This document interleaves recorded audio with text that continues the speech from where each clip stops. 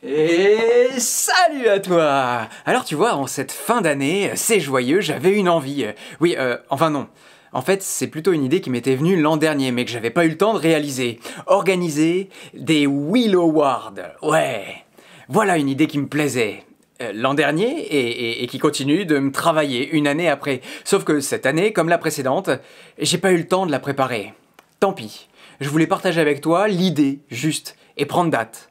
Pour l'an prochain, où je serai peut-être mieux organisé. Alors vite, à tes commentaires, j'attends tes idées. Et d'ici là, pour les Will Awards 2021 en mode prototype, soyons clairs, c'est parti! Alors, pour le moment, soyons clairs, j'ai pas de catégorie bien définie. Alors je me suis dit que j'allais faire le trajet inverse. Partir des roues que j'ai testées cette année et qui m'ont marqué et leur donner des mentions spéciales.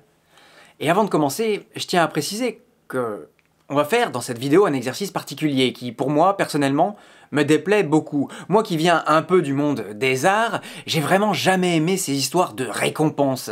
Vraiment, on parle d'un et on met tous les autres de côté, tous les autres au rebut. Donc je veux dire qu'il faut voir cette vidéo vraiment comme un divertissement et donner le respect à tous ceux qui se démènent pour faire avancer notre pratique toute l'année. Voilà, merci beaucoup à tous les acteurs de notre bien belle communauté. Allez, maintenant on se lance dans les remises des Will Awards 2021. Alors entre parenthèses quand même, j'aurais voulu, mais c'est pas grave, ce sera pour l'an prochain, tu sais, j'aurais voulu avoir un smoking, quelque chose qui me présente bien, et puis des petites statuettes à présenter, à offrir aux vainqueurs. Mais c'est pas grave, les Will Awards 2021, ils sont là. C'est des hologrammes invisibles de statuettes qu'on remettrait.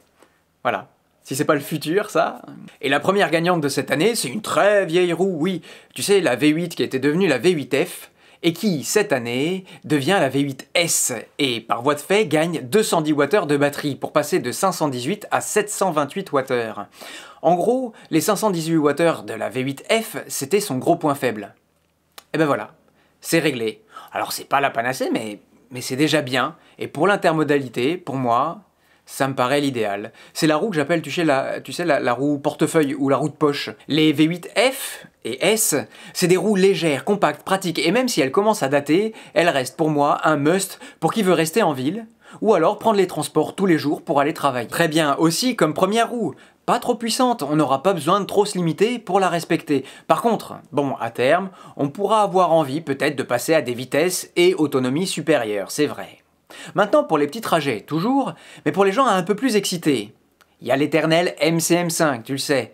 Mais avec son pneu de 14 pouces, je tiens à rappeler que c'est une petite excitée. Alors excitée, oui, mais toute petite quand même. Bref, pour moi, c'est un peu le coup de cœur pour les petits trajets, mais moi, je suis tout petit. C'est à noter. Ensuite, pour le prix de la meilleure glisse, j'hésiterai pas longtemps. C'est à la RSHS que je la décernerai. Tellement doux. On a cette roue bien en jambes, son pneu de 18 pouces par 3 offre un vrai confort, son gabarit trapu fait qu'elle a un centre de gravité facile à manipuler, bref.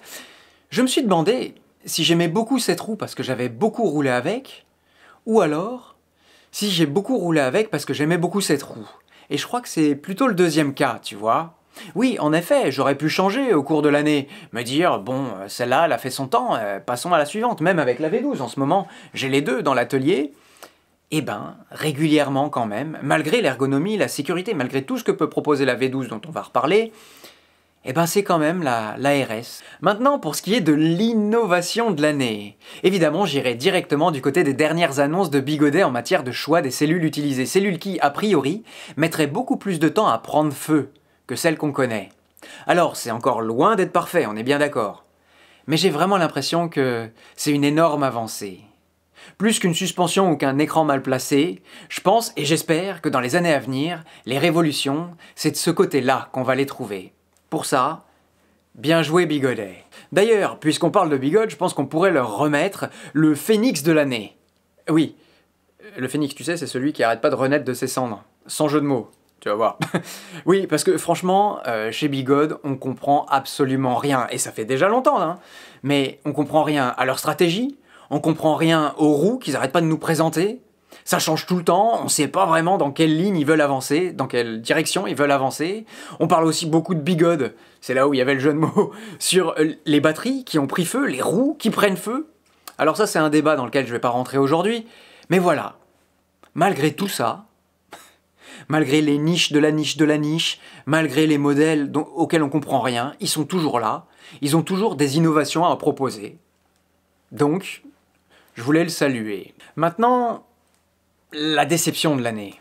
Bon, vétéran, qu'est-ce qui a bien pu se passer? Oui, vétéran, c'est une très grosse déception parce qu'ils étaient montés très très haut l'an dernier, ils étaient très très haut dans notre estime. La chute en est que plus vertigineuse. Oui, on passe de la meilleure marque de l'an dernier à une des pires cette année. Ils nous sortent un monstre de 44 kg avec une moitié des modèles qui coupent de façon inopinée.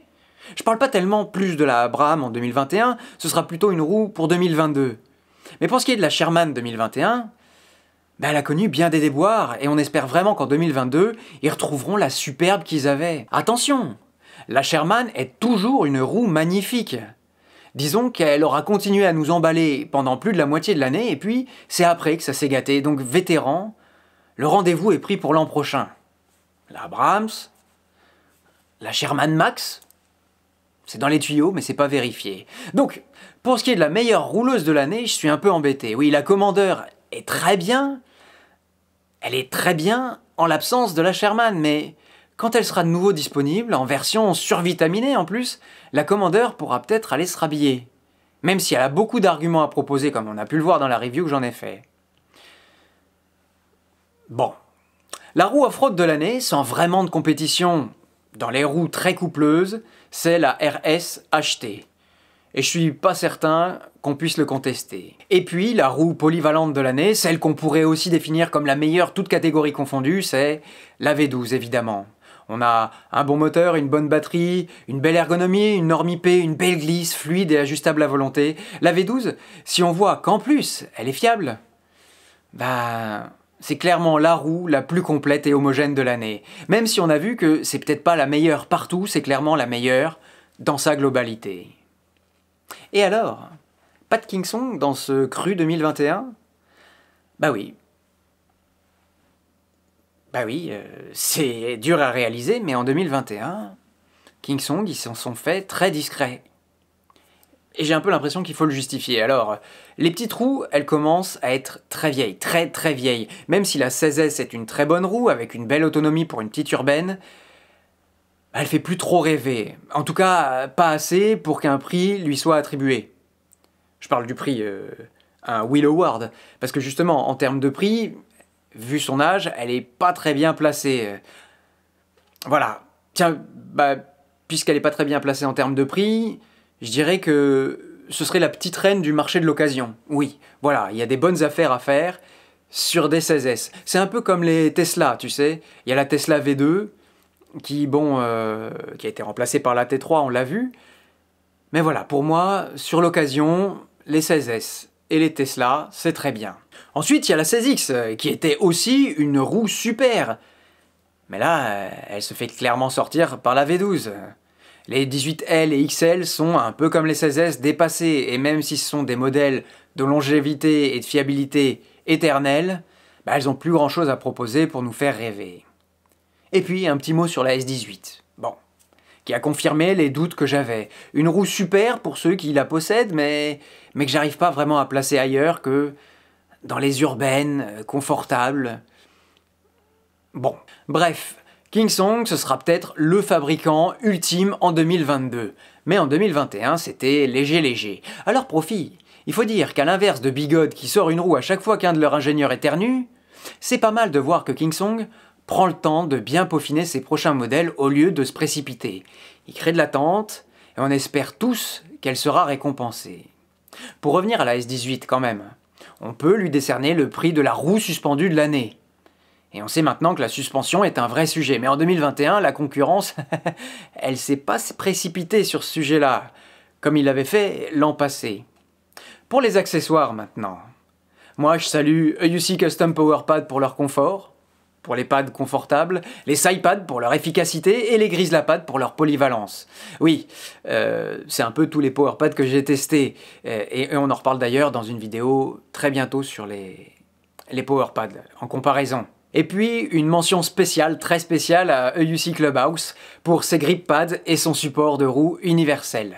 Oui, bon, en fait, il y a pas mal de choses pour lesquels je pourrais faire des mentions spéciales cette année. Les Nilo Nové, je les ai pas cités, mais clairement, si tu veux des pédales cloutées, ça reste la référence sur le marché européen en tout cas, parce qu'il y a le marché américain, mais pour le moment, moi je crois que ces deux-là, ils sont vraiment séparés. C'est trop compliqué de faire traverser l'Atlantique à des objets, dans un sens comme dans l'autre, hein.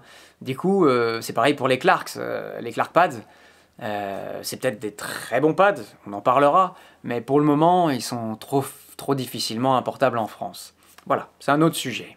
Maintenant, pour conclure, après une année 2020 riche et marquée par des sorties de la Sherman et des roues à suspension, l'année 2021 fait un peu office d'année de transition. Et oui, transition vers 2022, une année, pour le coup, qui promet avec son lot d'annonces, de surprises et de nouveautés. Et l'an prochain, pour les Wheel Awards, il y aura sûrement un prix spécial du jury, un prix des youtubeurs, que sais-je. Voilà. Je sais que c'était une vidéo un peu particulière, il me tenait à cœur de la faire, même si c'était très compliqué. En vérité, j'ai pris sur le temps de la sieste de la petite qui a 39 degrés, il faut vite que je remonte pour pouvoir m'occuper d'elle, pour que sa mère puisse continuer à travailler. Bref, tout ça c'est très personnel, mais c'est un peu ce qui fait que, voilà, j'avais envie de faire ce Wheel Award, j'étais passé à côté l'année dernière, j'avais pas envie de passer... Même si j'avais envie de passer qu'à moitié à côté cette année, et puis on se retrouve l'année prochaine, j'anticiperai, peut-être même que tout au long de l'année, je prendrai des notes, je ferai un truc bien. J'en ai un peu marre de courir après la montre tout le temps, d'avoir l'impression toujours que je suis face à cette caméra, c'est de façon précipitée, parce que je prends trop de temps à filmer, parce que je prends trop de temps à aligner mes pensées, parce que je prends trop de temps à écrire mes sujets. Mais bon. Ça fait 4 ans que je fais ça et j'ai pas trouvé la solution. Donc, voilà, pour te dire, hein, c'est vraiment de toi à moi, la vidéo d'aujourd'hui, je l'ai écrite de façon un peu précipitée. J'aurais voulu faire beaucoup mieux, Encore une fois, j'ai plein d'idées, mais parfois, j'ai pas le temps de les organiser. Et les Wheel Awards, ça peut pas arriver au mois de février. Donc, on est le 21 décembre, et voilà ce que je pouvais te proposer. Je me souviens... On est dans le post-scriptum, on s'en moque.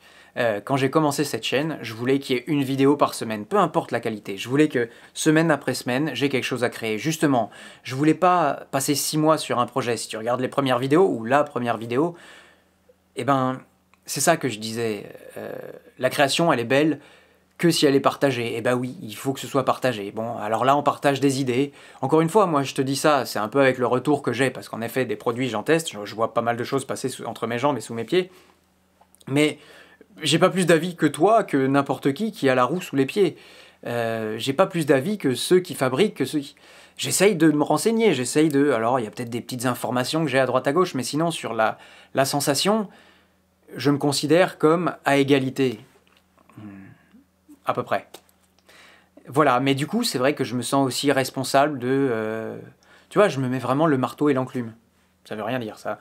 Mais d'un côté, je dis que bah, j'ai aucune valeur ajoutée, puis d'un autre côté, je me dis, bah oui, mais quand même, il y a peut-être des gens qui écoutent ce que je dis, alors il faut que je les respecte et que je leur dise pas des conneries. Et c'est ça qui fait que je prends trop de temps. Voilà. Maintenant, bah, je peux te souhaiter, parce que cette vidéo va sortir le jour de Noël, alors ceux qui la regardent le jour de Noël, joyeux Noël. Pour les autres, eh ben, joyeuse fin d'année, ou alors pour ceux qui ont bien compris qu'il fallait pas ouvrir Internet pendant les vacances, à l'année prochaine. Enfin, à... Bref, tu m'as compris quoi. Voilà, passe de belles fêtes, coupe Internet, et puis va profiter de la famille, des amis, tu sais, tous ces clichés là qui, mine de rien, font du bien au moral. Parce que je sais pas toi, mais moi, en cette fin d'année, je suis un petit peu fatigué. Je te dis pas l'état de l'appartement, et je te dis pas l'état des enfants. Ouais, je te l'ai un peu dit, l'état des enfants. Voilà. Allez, pas de vidéo pendant 2 semaines, au minimum. Et puis on se revoit frais, dispo. Ça nous empêchera pas d'aller rouler. Et puis si jamais, bah, y a toujours Instagram. Allez. Attends, quand même, le but de cette vidéo, c'était que tu comprennes un peu l'idée pour que tu puisses peut-être me donner des idées pour l'année prochaine. J'espère que tu as bien compris. Donc il y aurait des catégories de roues, des bonnes catégories, des catégories peut-être moins bonnes. Tu sais, il y a les, comment ils s'appelaient ça, les Gérard de la télé ou je sais pas quoi. Moi, je trouve ça rigolo, en fait. Il y aurait des catégories accessoires. Le but, ce serait d'arriver à s'y retrouver. Et puis de tirer un bilan. Tu sais, les années passées, je faisais des bilans de l'année. Je trouve ça sympa, tu sais, de regarder un peu, parce qu'on est toujours dans l'effervescence du moment, tout ça. Là, on s'arrête 2 secondes et on se dit... Enfin, si j'avais eu le temps de m'arrêter 2 secondes, je me serais arrêté 2 secondes, j'aurais dit... J'aurais jeté un œil curieux sur l'année qui vient de se passer, et puis je me serais dit, ok, qu'est-ce qu'on peut en tirer? Et d'ailleurs, l'année dernière, je t'ai dit que j'avais préparé, j'avais commencé à écrire la vidéo de l'année dernière, et quand je l'ai relue, je me suis dit, ah ouais, et justement, j'avais écrit que la Sherman, c'était la meilleure des roues, c'était vraiment le prix de la nouveauté, et puis qu'ils arrivaient très fort, très haut. Donc voilà, je trouve ça aussi bien, de temps en temps, de s'arrêter, tu sais, de marquer un point. Voilà. Sauf qu'en vérité, si on voulait faire ça, c'est pas vraiment à cette période-là qu'il faudrait le faire. Parce que là, après réflexion, j'ai l'impression que l'année de la roue, c'est plutôt de mars à mars, tu vois. Pas vraiment de janvier à janvier. Ah, ça, tu vois. C'est la petite qui se réveille de la sieste. Voilà. Allez,